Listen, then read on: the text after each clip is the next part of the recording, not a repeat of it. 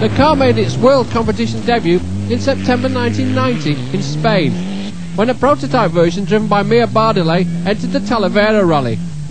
This was considered a no-risk strategy, as this was a fairly small event with a mediocre field, and was also far enough away from the prying eyes of the press that if it all went pear-shaped, nobody would bother.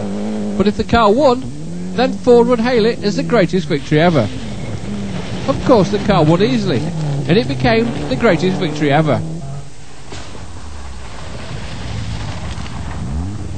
Testing and development continued, and when the Group N car made its debut driven by Gwyndaf Evans, it was pretty obvious to everyone concerned that Ford's Escort Cosworth was going to be the car to beat both in Group A and Group N trim.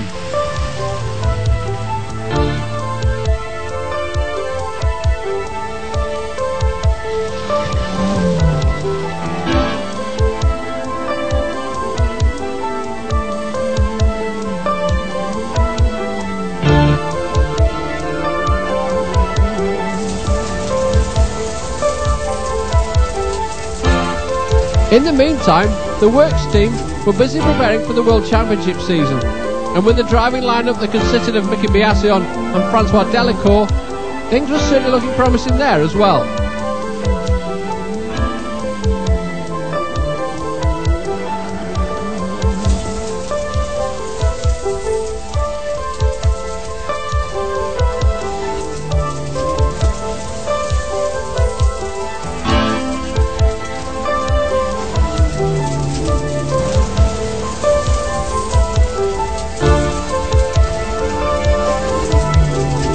Ford was determined to get the Escort right, and so 1992 was seen as a continuing period of development, and the car was first seen in Britain in Group A trim at the 1992 Scottish Rally, where running at the head of the field, Malcolm Wilson's performance stunned fans who hadn't seen anything like it since the Group B days of the mid-80s.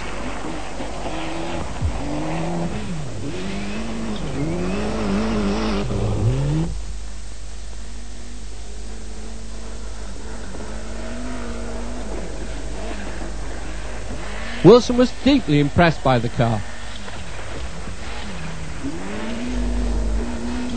Oh, the car is just absolutely unbelievable. It's fantastic. It just is.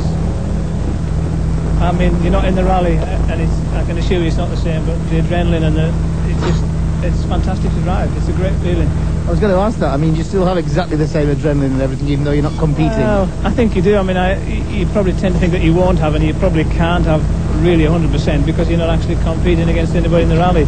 But on the other hand, you know, once the car starts to go well and you're happy with the handling and you've got the confidence in the car, it's just a fantastic feeling to be able to drive quickly and be very competitive, even though we're not competing. As it was, if the car had been taking part in the rally, it might well have won it from the Subaru legacy of some bloke called McRae. Whatever happened to him? After this heavy testing, the team entered the 1993 season with high hopes, but the best made plans make fools of us all, and problems dogged Wilson all year, and he lost out in the championship to the Subaru legacy of Richard Burns. And whatever happened to him? But in 1994, British fans were thrilled by the season-long battle between Wilson and teammate Stephen Findlay, who took it in turns to win all the season's British Championship events.